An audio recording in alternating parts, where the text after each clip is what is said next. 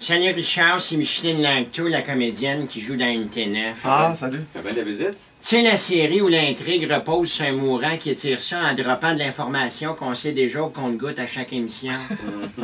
Ben oui, tu sais, l'émission où les gardiennes de prison sont brûlées parce qu'ils ont l'air d'être juste 3 à travailler là. Ouais. C'est trop même. Ouais, 2 qui parlent puis une noire muette. Ah. Pas le choix, c'est la procédure. Ah, ben c'est ça, C'est un rôle muet. Pour ceux qui ne me replacent pas encore, c'est moi, comédienne, qui n'a pas d'émotion. Si tu m'apprenais que mon père a été battu à mort avant d'être abandonné à poil sur le toit d'une église, j'aurais la même face que si tu m'avais offert des fleurs. Ouais.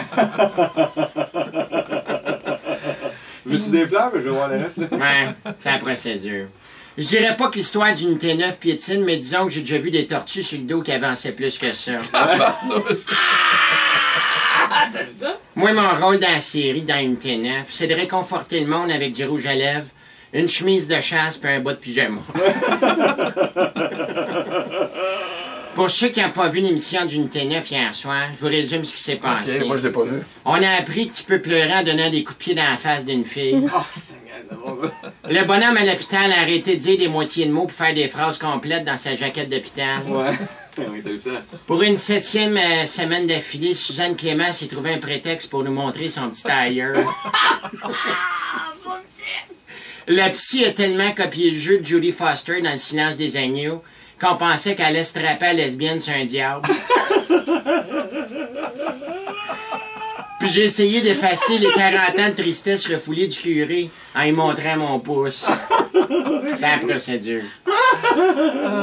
Je sais pas si t'as remarqué aussi, mais la fille avec les dreads avait aucune réplique cette semaine. Je pense qu'elle a dit 2 mots.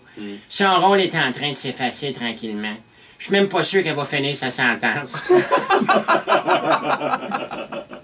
L'autre chose qu'on a vu dans le T9, c'est que l'évasion que tout le monde est rendu au courant dans la prison, c'est devenu moins important que le futur concours de chant qui s'en vient.